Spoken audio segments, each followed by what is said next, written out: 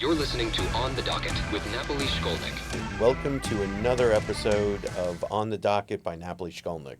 This is our ongoing podcast delving into important issues in the law and how the law applies to, the average person, the type of cases you bring, and what your lawyers can do for you or what we try to do for you. Today, I have the opportunity to introduce you to one of our partners, Joe Chacho. He is based out of our New York office. He runs our personal injury department, and he'll tell you a little bit more about what that means. Joe's been with us from the, I would say, the beginning of our Napoli Shkolnik days, or shortly thereafter, and has really grown to be a major part of this firm, running one of our more important departments. Joe, let's chat a little bit today. Tell us about yourself and how you came to Napoli Shkolnik and how you kind of grew into the position you are today. Sure. Yeah, I joined the firm in 2015, so right around when Napoli Shkolnik was first created in this iteration of it. I started out, my background was in medical malpractice cases. I'd always been a medical malpractice lawyer up until that point. So I joined the firm to basically handle all of our medical malpractice cases. I did that for a bunch of years with the firm as an associate. Then we had the opportunity to get involved in the opioid litigation, and we worked on that together for many years. And then after that, I came back with a focus on personal injury, became a partner here, and now I manage our personal injury department as well as handling the medical malpractice cases on a more day-to-day kind of basis. Well, you've kind of come up through the ranks as I did. I was a medical malpractice lawyer. I did it on the defense side, I did it on the plaintiff side, and I was very happy to finally have someone who could assume that type of work so that I could go on to do the other things. And it's really been great working with you in that area and seeing a younger lawyer come up through the ranks doing it the way I did. And unlike many lawyers, they don't get to dabble in the mass tort area. So maybe we could talk about that a little. How, you get the ability to do both. Tell us about that. Yeah, no, that was a very cool experience. It's a very different world, as you know better than anybody, than the personal injury, one-off cases that we handle in personal injury. Learning the mass tort world through the opioid case was a gigantic opportunity for me. Traveling, going to other places in the country, taking depositions all over the country, and working on a case as important as that one, and so different than what we were doing, but still using a lot of the same skills we learned in the personal injury work and applying it on the bigger scale. Was just frankly very cool. I learned more than I could ever learn anywhere else. Yeah, it was certainly a litigation that we'll always remember, and I think society will remember, since we actually were able to do so much good for the people in general, as opposed to representing that one person. Right. Now, we used a couple of phrases just now. We talked about mass tort, personal injury, medical malpractice. I know a lot of people listening to this may not even know what we're talking about. Right. So let's start with this. You said that you started in med mal. Mm-hmm. I mean, that's our catch way of doing it. Right. Let's kind of explore what that means. What did you do? What does that mean? So medical malpractice is basically any type of negligence by a doctor or a hospital or nurses or medical staff. It's any case where somebody was injured, usually very significantly injured, due to the mistake of a medical professional is basically medical malpractice. So all of the cases we were handling, there's a wide variety of cases that you handle in the medical malpractice world, as you know. One of the most common cases we handled, unfortunately, involves babies and birth issues and babies that, there's some sort of issue at birth. Usually it's oxygen deprivation, and usually they're born with some sort of significant brain damage as a result. Obviously, those are some of the saddest but most important cases that we work on in medical malpractice. And again, there's a large, wide variety. There's obviously wrongful death cases, people that died when we believe they shouldn't have died. There's failure to diagnose cancer. That's a case we get a lot. Doctors or medical staff missing symptoms or signs that should have been caught earlier to give a person a chance to survive. So, I could go on and on. There's an unlimited amount of types of medical malpractice cases, but it's anything involving, a mistake by the medical community. Now, we also were talking about personal injury cases. Right. Now, it sounds like that's a personal injury of some type, and you were using the phrase, well, the personal injury cases. Tell us about that. What are you talking about? Yeah, so medical malpractice is a type of personal injury case. It's a niche in the personal injury world. But when we say personal injury, to kind of separate it from medical malpractices, we're talking more of the automobile accidents, the slip and fall cases, the labor, what we call labor law or construction accident cases. Really, almost anything else that involves somebody who was injured as a result of somebody else's negligence or mistake. So that could be anything. That could even be a product, a defective product. Right, exactly. It could be a defective product. It could be really anything. I mean, it's in the name. Really anything that causes an injury to somebody, we would consider personal injury. Even mass tort cases are usually just the thousands of personal injury cases put together in one case. And now tell me, are there situations where you can have, let's say, this personal injury? It could be because a product was defective, or there was an accident and the person was on a ladder that was defective. And then the person goes to the hospital to be treated, and they do tests and they miss the broken bone or the fractured skull. Right. Now we're seeing three different types, or potentially more. Let's talk about that a little bit. Right. Many times we see a bunch of different types of cases joined into one case. Many times the clients come to us for just one type of case. They either, maybe they were in an accident and maybe they don't realize that there was a mistake by a doctor, or they don't realize that the product, the medical product, the pacemaker, the drug that they were on, there was an issue with it. So that's what we do when we first get the case. We need to not only investigate what the client knows and what the client thinks went wrong, but anything else that might be responsible. And many times we do find cases where the most common one probably is defective drugs, where you have a drug that was defective. Maybe it didn't warn of certain risks or whatever the issue is. But there's also responsibility on the doctor for prescribing it incorrectly or using it for the wrong reason, or failing to warn the patient or our client about the risks of the drug. So yeah, all the time we see these cases that maybe start off as maybe you just think it's a car accident, or you just think it's a medical malpractice case, and then it evolves into many different things at once. So my example was the person climbing the ladder. It turns out the ladder leg is broken or is defectively designed. Right. So you're doing the job, construction accident, they fall, get injured, go to a hospital, get diagnosed, maybe get wrongly diagnosed and not properly treated. So there could be lawsuits against all those people. Yeah, absolutely. Many times we have to file, like we said, lawsuits against many different people or many different entities in one case, just to make sure that everybody responsible is responsible for their share. And sometimes you have a situation where you have an accident that may develop into a medical malpractice or a product liability case. But are there times where you're just focusing on one versus the other, where, let's for example, the person comes to you and just says, I was hurt by my doctor and I only want to bring this case, or I was only hurt by this product and I don't want to sue the doctor. Or as a law firm, you say, look, we're only handling this aspect. We're sorry, our retainer is only for this. Absolutely. It's always up to the client if they have a preference of who we're bringing a lawsuit against. We advise them who we think is responsible, but it's always up to the client what they actually want to do.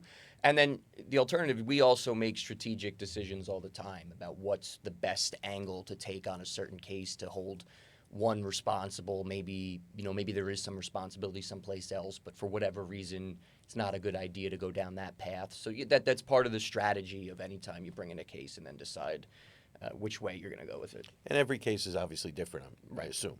Yeah. Now, I'd like to, with that kind of a background, so we understand that there are, you can have a product that's defective, you can have an accident, you can have medical malpractice.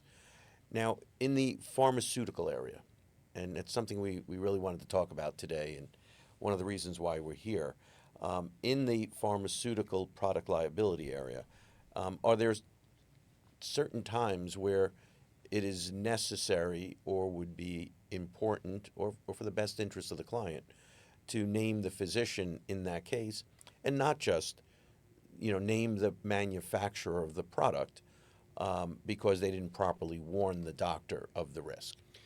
Yes, there's many times we include the doctor for a lot of different reasons. Some of it's strategy. We need that doctor's testimony to talk about what happened and why it happened. But also, it's not always 100% clear or it's not always 100% one is responsible versus the other. There are many cases where the pharmaceutical company should have done a better job of warning the doctor or including how significant the risks were. Maybe they didn't fully, maybe they gave a little bit of risk, but they didn't tell you the full risks. But then there still could be responsibility on the doctor to whatever it is the pharmaceutical company is warning about, to pass that along to the patient and also make an educated decision. We call the doctor the learned intermediary in these types of cases because at the end of the day, it's the doctor making the decision about when and how to use the drug. So there are many times where there's fault with both, or there's a different strategic reason why you include both in a lawsuit. Now, in a situation where you have a defective product and there's a claim that the manufacturer knew something about that drug, and for whatever reason, generally money, they don't put it in the label. They Right. hide it from the FDA. They don't put it in the label, and that becomes, say, $1 billion drug, and it's being prescribed widely by the medical community to unsuspecting patients, and the doctors don't even know. I mean, Yeah, those no, are all the situations. time that happens, yeah. Now, and aren't there situations where doctors are in that unfortunate situation that they think they're prescribing a safe drug, and then it causes problems to the patient or maybe even the patient's child if they're pregnant? Absolutely. Many times doctors are more or less forced to rely on the information that these pharmaceutical companies give them. The doctors aren't the ones doing the research and in the lab testing the drug and running studies. The pharmaceutical companies are responsible for that. So many times the doctors, they're visited by the pharmaceutical companies. They receive information from the pharmaceutical companies. They have the label that, like you said, is supposed to warn the doctors and people about the risks of the drug, and the doctors many times are forced to rely on that, and which is why these pharmaceutical companies, when they decide to hide it, they can be so successful because if they're hiding it from the doctors, then nobody's going to know any better. And I don't know about you. I'm sure you've read a few of those labels. Am I correct? Yes, quite a few over the And years, yeah. reading them is probably a little bit difficult. Would you say? Yeah, they don't exactly use the clearest of languages. They use the smallest possible font that imaginable. For the doctors themselves, as smart as they are, I don't think anybody could fully understand the labels that they put out. Now, sometimes I wouldn't be surprised that pharmaceutical companies get caught and lawsuits are brought over the failure to warn in the label. Right. And they're then the target of the lawsuits. But at some point they do something called update their labels, don't they? Yes. Sometimes they're required to. Sometimes they eventually do update their labels to, well, for whatever reason, add some more risks or clarify, or for whatever reason they change their label. Or cut off their liability for future lawsuits as Right. a result of the ones that were brought that identified the problem. Right. Many times, or maybe all the time, it's not out of the goodness of their heart that they're doing it. It's usually they've been caught, they've been sued a whole bunch of times. Maybe they're being investigated, and they decide, okay, now we'll put it on the label. And then starts a new problem, as I see it. You have a new label. The sales reps come back to the doctors. They leave those labels with the doctor after they buy them lunch. And now the doctor has the information, but they may continue to prescribe the drug. Right. Without ever even realizing that label was changed. Even though it was dropped off, Right.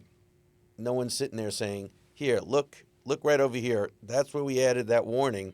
You shouldn't be giving that to this unsuspecting young lady who may get pregnant. Right, exactly. They're still being visited by the sales reps. The sales reps' job is to sell as far as the pharmaceutical company is concerned. So they're certainly not going to the doctors to specifically point out and warn them, oh, you need to prescribe less of this now because of this new warning. So yeah, many times again, they'll if there's a new warning, they'll stick it on page whatever in the smallest possible font, and the doctors do have a responsibility to stay up to date. But if they're in the habit of prescribing it for certain things, what we see is they'll keep prescribing until it's too late for a lot of people. Then what happens? Let's talk about that. Now we have a new label. We had the sales rep who can swear under oath that I met with Dr. Jones and the staff, and we had a nice lunch, and I gave him the labels. I talked all about this. And now doctor keeps prescribing it to this patient who just happens to be about to try to have a child, Right. yet never reads the label. And there's now a new warning in that label that says don't give it to young women who are of childbearing age unless you're sure that they're on some type of birth control. Right. That's when we need to look at it as a mixed responsibility type case. Typically, there's still some responsibility on the pharmaceutical company for not fully disclosing it, but those are the types of cases where we need to include the doctor as well, because now the doctor has responsibility for not, for either prescribing it incorrectly, like you mentioned, or not sharing that information. Many times these come down to what we call informed consent type cases, which basically just a fancy way of saying not giving the patient all of the information so that they can make a decision. The theme of many of these cases is that patients have the right to make their own decisions and to have the information and know and make their own decisions based on whatever risks may exist. And many times what we see is that in those types of cases, they're not given that information, so they're not able to make their own educated decisions about what they're putting into their body, potentially exposing, their unborn children, things like that. Now, you have a situation where the doctor, knowingly or unknowingly, continues prescribing a drug to a young woman who is trying to get pregnant, and in fact, she does get pregnant. And it turns out that drug now has a warning that says, do not give it to a woman who's about to get pregnant because it will cause harm to the fetus, to the unborn child. Now we're looking at malpractice if the doctor does that. Is that a fair statement? Yeah, absolutely. I mean, if it's at to the point where it's fully disclosed to the doctor and the doctor decides to keep doing it and especially isn't telling the patient about it, then that would be a pretty clear malpractice situation as far as we're concerned. Yeah. Or if he didn't even read the labels, the new labels, and Right. just continued doing as he was doing before, thinking it was right. Right, exactly. He or she could still be wrong. Absolutely, yes. So now let's jump ahead. Let's talk about a trial you had. And it's a case that I'm very familiar with because I was involved with it early on when it was a product liability case. And then it morphed into a medical malpractice case. A lot, or I should say, along the lines that we've just been discussing. Tell us about the trial. Tell us about the outcome and how you got to be the lucky one to try it after a long period of time. Yeah, so the case was around for a while. It came into the firm initially as a Topamax case, a drug called Topamax, which, as you know, was a drug that was initially put out on the market to treat seizures. It was a seizure drug. But what started to happen is that physicians also started prescribing it what we call off-label, meaning doctors can prescribe drugs for reasons other than the FDA-approved reasons. Wait a second. A doctor can just prescribe a drug for something the FDA didn't say that's why we approved the drug for? Yes. It's surprising when you first find out about it, but the FDA doesn't regulate the doctors. The FDA tells the pharmaceutical companies, this is what you're allowed to market the drug as. This is what we're approving the drug for.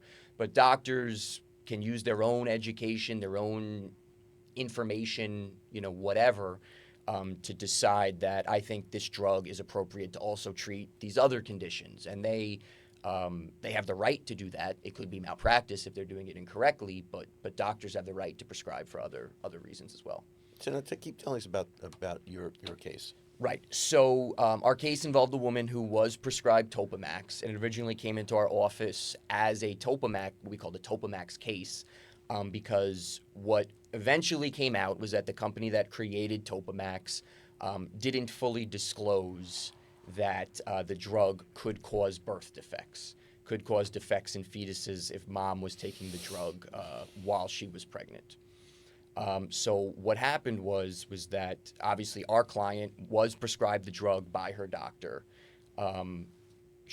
But she was not prescribed it for seizures. She was not prescribed it for a neurologic condition. Her doctor, her psychiatrist, decided to prescribe it off-label, what we call off-label, for some psychiatric conditions that she was suffering from. So eventually she came to us first, or she came to the firm first. This was even before I was here, because she was aware that Topamax was causing these issues.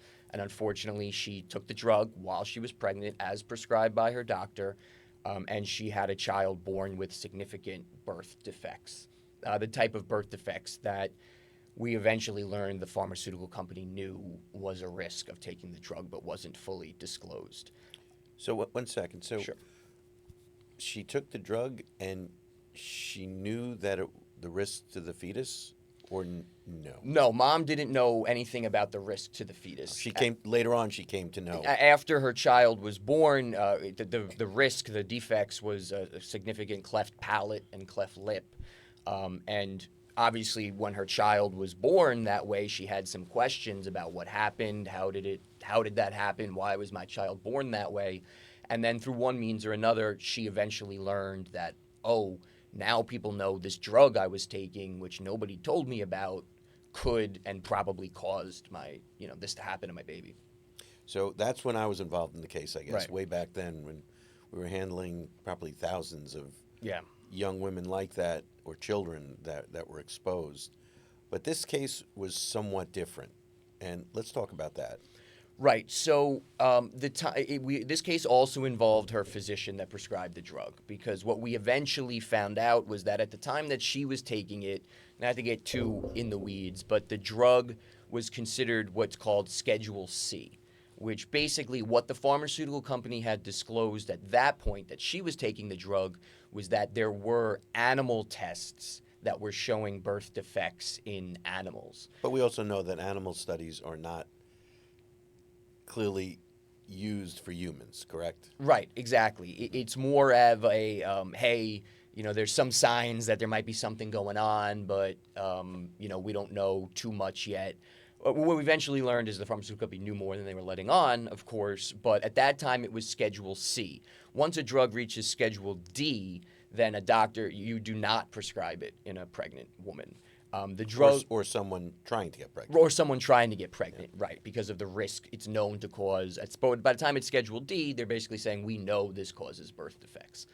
So at the time she was taking it, it was Schedule C, which basically meant this may cause birth defects.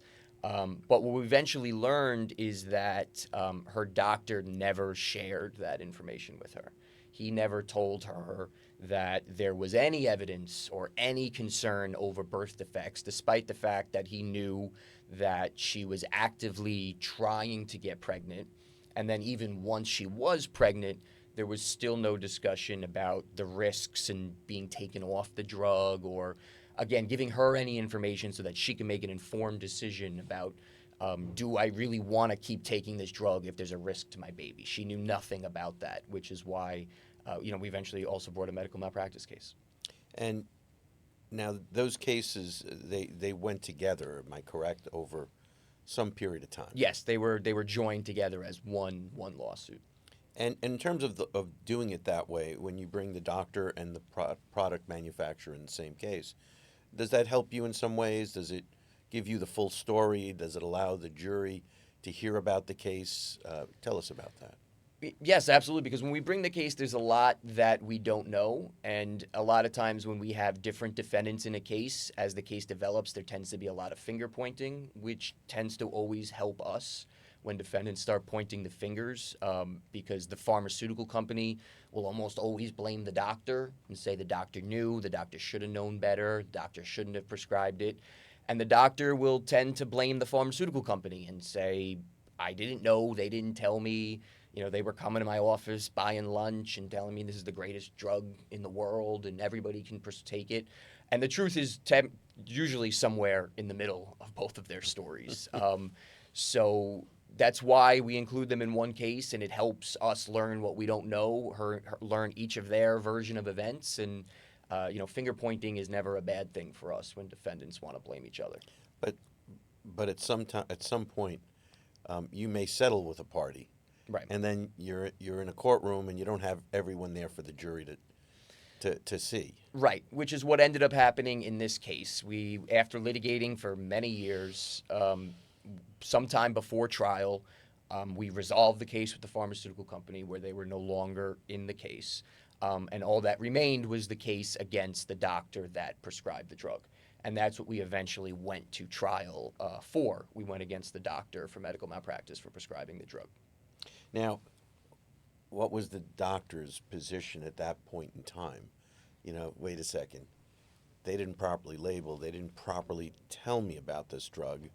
Now I'm the only one in a courtroom. I mean, how does that play out? It sounds like you're between a rock and a hard place at that point as the trial lawyer. Yeah, the doctor's position was obviously to blame the pharmaceutical company. I didn't know. They didn't tell me. Frankly, he was, to his credit, somewhat honest in litigation that he was actually aware of some of these risks, and he made a conscious decision to not tell the mom, which was pretty shocking. Sometimes you go into trial and you gather information, but you're still not completely sure what they're going to say when they get up there, how they're going to defend themselves, because to me it seemed pretty clear that there was at least some warning on the label, and there was no evidence he told mom. It wasn't in the record. He didn't testify before trial that he ever told her. Mom obviously testified that she had no idea and was never told. And their defense at trial was essentially, we thought this drug was important for her to take, so we didn't tell her about this risk because we knew, or the doctor says he knew or thought that if he told her, well, then she's not going to want to take the drug because she's not going to want to hurt her fetus, which is a pretty reasonable thing for somebody to not want to do. But he said he made the conscious decision not to share that information with her, which was pretty shocking. So you're telling us he basically says, I'm going to make the decision for you, Mom, not you making a decision for you and your child. That's exactly what their defense was, which was, again, pretty surprising. They actually called an expert psychiatrist from here in New York. As you know, an expert is somebody that they bring in to defend and say there was nothing done wrong. Both sides use experts at trial. But their expert came in and he used a term which, honestly, I became the theme of the whole trial for me. He used the term truth dumping, that sometimes doctors make the decision not to truth dump on a patient, wow, which is just kind of an outrageous way of saying not to give them too much truth. Yeah, it's like not giving them an informed consent, which the law requires. Right. Their position was essentially that doctors have the right to not truth dump and withhold some truth if they think, basically if they think they know better than you, and that they're not going to tell you everything because you should just do what they say. Which is not the way it's supposed to Sounds work. like a God complex to me. Yeah, you could definitely call it that. There's definitely some of that there. So, now, tell us about the trial. How did this play out? Now you're in the courtroom with Mom and her young child, who has a very serious birth defect. You have a doctor saying, "I know better, and you didn't need to know this information. You should be happy." You have an expert who now says, oh, it's perfectly acceptable in the medical community to withhold those kind of dangerous truths that may make a patient not want to have medical care. Right.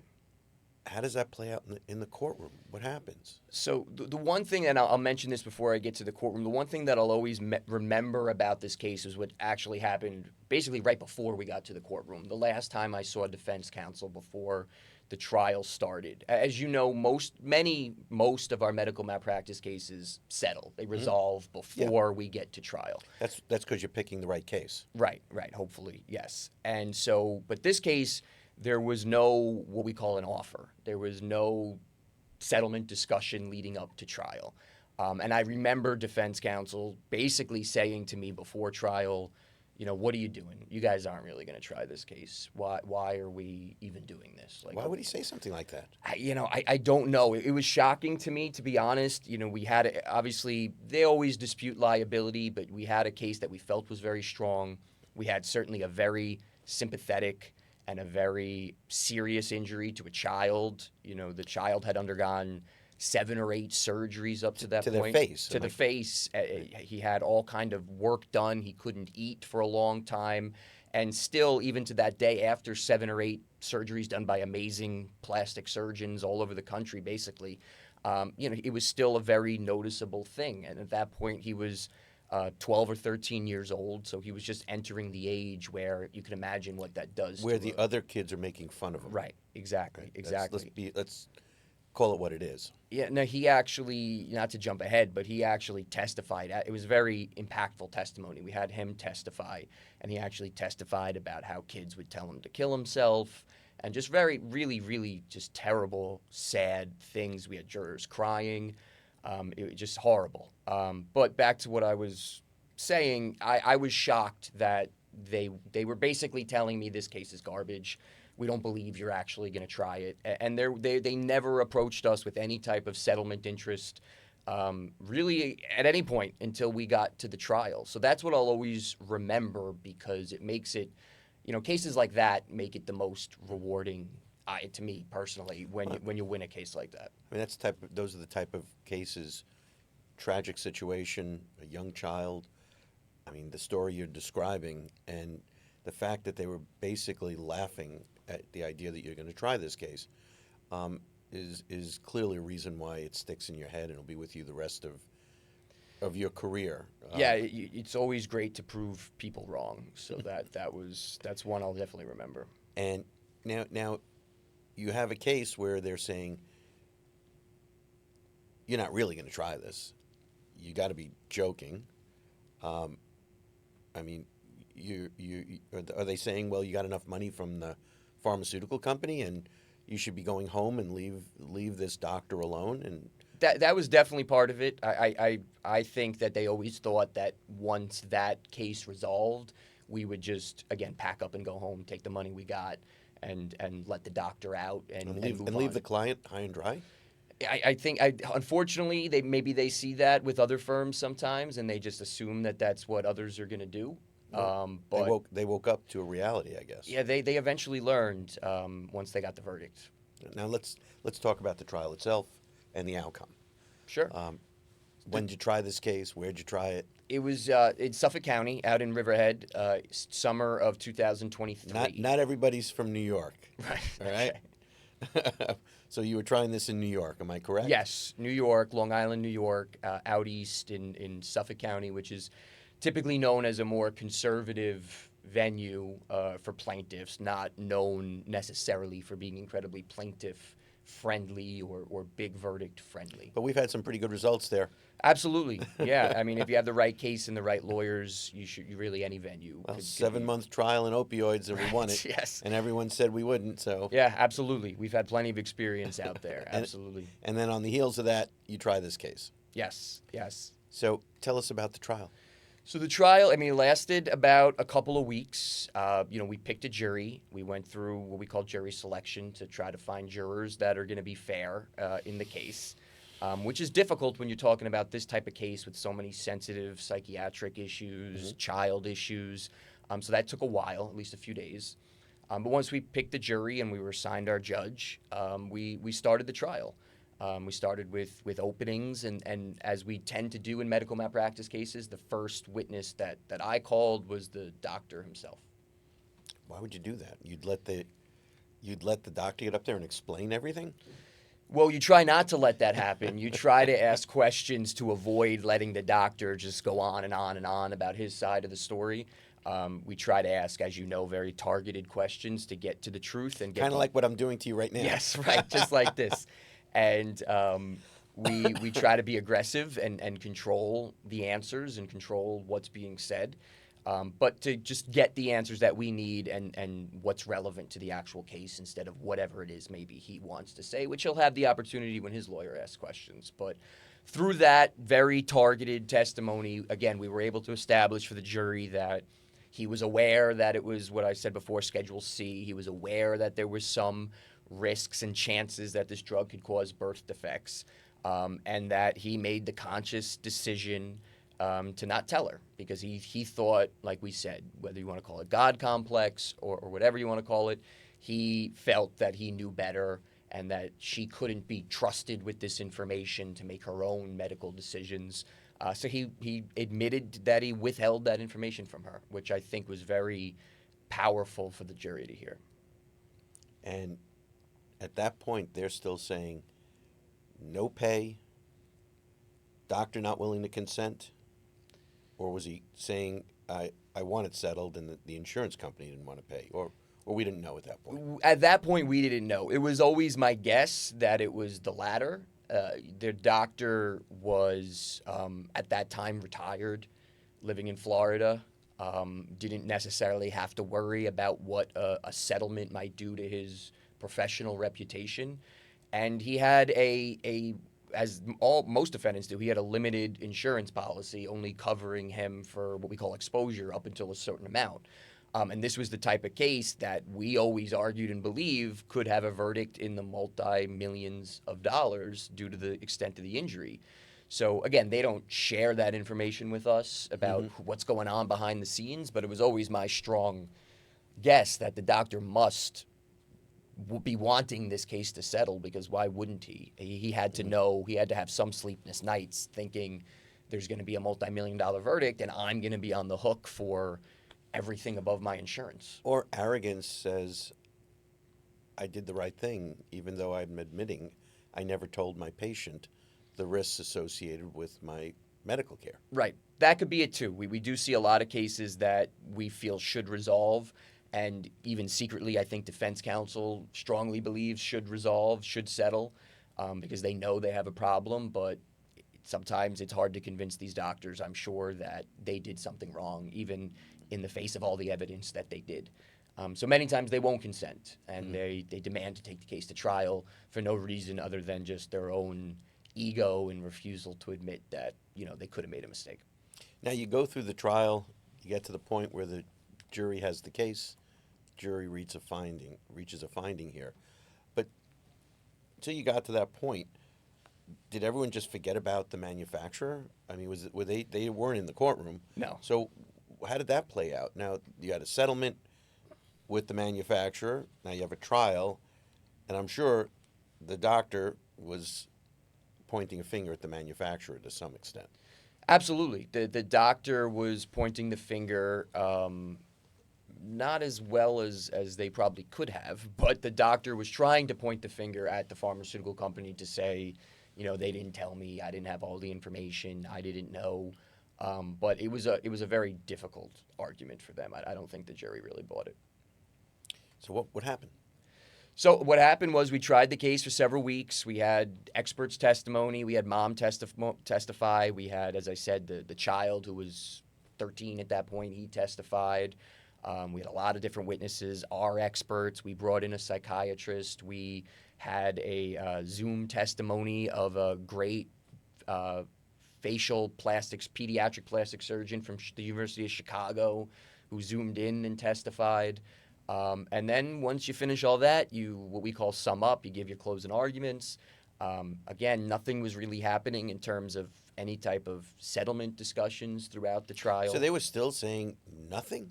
We were talking, and obviously the judge checks in just to see if there's any possibilities or discussions about it, but and their insurance adjuster the representative from the insurance company was in the courtroom every day watching the trial as they tend to do. But yeah, at no point there were never really any serious discussions. They just, whether it was I don't know if it's the lawyer, the doctor, the insurance company, whoever it is, just wasn't taking or all of them together. All of together, were not really taking it, from what I could see, very seriously. So yeah, so eventually at the end we call it giving the case to the jury. We sum up. The judge instructs them on the law and what their job is as a juror, and then the jury goes back into their room and discusses, and we wait. We waited, I think it was about a couple days, and then the jury comes back and says they have a verdict, and they read the verdict, and what we found out was that there was a $4 million verdict for the child. So this doctor probably could have settled this for something substantially less than that. Much less than that. Right. And he has limited insurance, Right. and now he's living his retirement in Florida, and he has a $4 million verdict hanging over his head. Yes, yeah, like I said, there must have been some sleepless nights, I'm sure. Amazingly, the doctor didn't even stick around for the trial. As you know, typically the defendant, just like the plaintiff, our client, will sit there for the whole trial. Typically, many times the defendant will be there at least for most of the trial, usually to show the jurors that this is important to them and they're giving it their attention. And they care. And they care. Yeah. But he testified and got on the first plane back to Florida and never came back.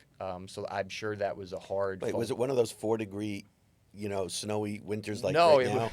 no, it was June, July. Oh, he didn't it even was have that summer. excuse. Yeah, no, the weather was fine. He So. probably would have been better off staying in New York at that point. Right, exactly. But we didn't see him, so at some point he must have got a phone call to let him know that things went very bad for them, and he had problems now, that he had a verdict that was much more than the insurance company was going to cover him for. Wow. So I'm sure the family was ecstatic over this. Absolutely. It was a long road, as it tends to be. And this was longer than usual. We know that because of the 2 different types of lawsuits that had to be brought. Right, and there's sometimes delays that we can't avoid for various reasons. COVID? COVID obviously 3 was years? a big one. Yeah, that was a big part of it. We actually should have gone to trial in, I think, 2020 was when it was first on for trial, and then, as obviously everybody knows, COVID hit and everything got delayed and all the trials got backed up, so that's why we had to wait an additional 3 years to try the case. So obviously they were relieved to have that part of it done. They were relieved, obviously the money was important. It was all going to go to the child to set it up to help, take care of whatever medical treatment he was going to need in the future, and just set him up financially to pay for college, hopefully, or wherever the future takes him. But what I think she really, maybe above all the rest, just felt vindicated. For years, they blamed her for this. They blamed her psychiatric condition. They blamed her for taking this drug, and I'm sure she always felt, as any mom would, responsibility, even though it wasn't her fault. Even though the doctor admitted Right. that he never told her the risks. I mean, it had to be devastating for the mom. It was devastating. She had no responsibility in the situation, but I think any mom would feel bad about that. They know that's something that, even though a doctor told them you have to take this, and she had no idea it was going to hurt her baby, I think she felt vindicated knowing that the jury agreed with her that this was the doctor's fault. It wasn't your fault. Hers. You didn't know, because they did attack her pretty hard at trial. It's always easy. Blame the mom. Right, exactly. It's her fault. Which, again, I don't think obviously didn't go very well for them at the end of the day, but that was really the tactic of blame mom for what happened to her kid, which was, sad to see. And obviously the jury didn't, agree with that. Now, I'm sure they appealed this verdict. I mean, they didn't have a choice. Am I correct? Right. They appealed. They anytime you get a big verdict, they tend to appeal. So, yeah, there was an appeal process. But luckily, as that went on a little bit, we were able to wrap it up for mom after the fact. We were able to resolve it. I think what you're proving here is that the firm, the trial lawyer, that we have to, even if we could have settled it for something, Right. you took it, the full course. You got the verdict, you got a substantial verdict, but more importantly, you helped the mom cope with something that's going to be, she was living with for already 13 years and would have been living with the rest of her life. Right. So from a trial lawyer's perspective, of course, we can only get compensation for the clients. But from a personal, gratification as a trial lawyer, how does that make you feel at the end of the day on a case like this? Yeah, absolutely. It makes you, I mean, just like I said, she felt it made me feel vindicated, because I think as you're leading up to trial, anybody maybe in the back of their head could second guess themselves, here and there, especially when the defense seems so adamant that, your case is a bad case and you don't know what you're doing and you should drop this and there's no way you guys are winning this case. So when you're hearing that over and over and over again, and you decide, and you have options, you could listen to them, which we never do, obviously, or trust in your own abilities and trust in your own judgment that no, they're wrong. There is a strong case here. There's a wrong that needs to be righted, and you take it to trial and you do your best, and then you hope that these 6 people agree with you, the jurors, and when they do, it's very personally, as you know, very personally gratifying to know that, what I thought about this case was right. Now, we're getting to the end here of our time together. Again, at the On the Docket at Napoli Shkolnik. At looking at this type of a case and what you do every day, why don't you just tell us a little bit about your outlook on, how do you handle the clients? And I don't mean handle in a physical way. Right. How do you help the clients through these types of processes, and why it's important to have a lawyer that isn't just checking boxes, but really looking and trying to make a difference for the client? Right. Especially these types of cases, obviously it can be a long and stressful process for the client. So we really see it as part of our job to, hold their hand as much as we can and guide them through that process. It's if you're not a lawyer, if you haven't done this before, if you haven't been involved in a lawsuit, it's all foreign to you. You don't know what's happening, why certain things are happening. So, we try to do our best always to make sure they understand what's happening, why we're doing what we're doing, where the case is going. I mean, it's to give them the information, not, that dissimilar to what the doctors are supposed to be doing when prescribing a drug. We are the experts. We are the lawyers. They're not lawyers. So we need to make sure we're giving them all the information, not only so that they understand what's happening and where the case is going, but at the end of the day, if we're in a situation where there's an amount of money being offered or a decision to take a case to trial, we give our opinion, our recommendation. You're entitled to more, or we think this is a fair amount, or we should try this case, or whatever it is. And then they make the call at the end of the day. And all we can do is make sure they are fully informed about, what's happening and the pros and cons of their case and, what the different possibilities are. And we have to be ready to try every case. Absolutely. I mean, this is the perfect example. You can't assume that if you go through the motions and just get to the end, you're going to settle.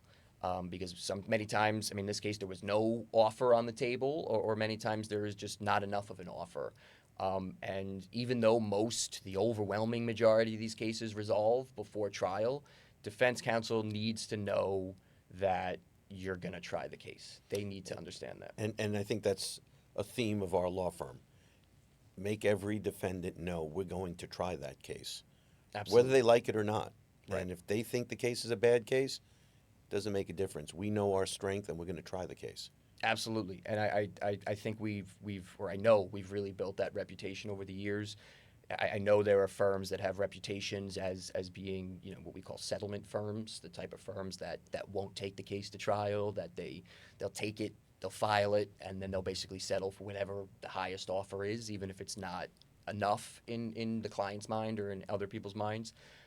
But you need to build a reputation as a firm that is going to take verdicts.